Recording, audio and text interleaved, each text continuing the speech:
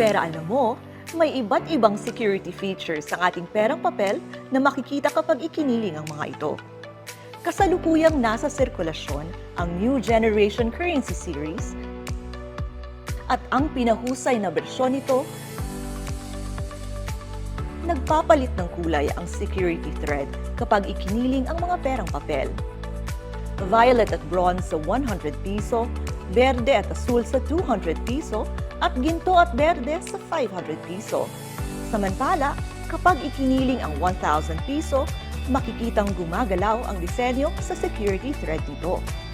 Kapag ikiniling ang perang papel na 500 piso at 1,000 piso, nag-iiba ang kulay ng Optically Variable Device Patch o OVD patch.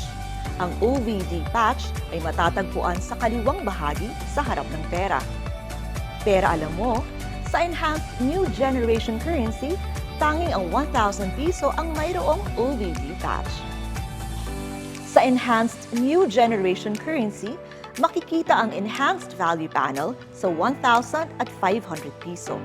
Makikita ang rolling bar effect kapag ikiniling ang mga ito. Iyan ang ilan sa mga security features na makikita kapag ikiniling ang ating perang papel.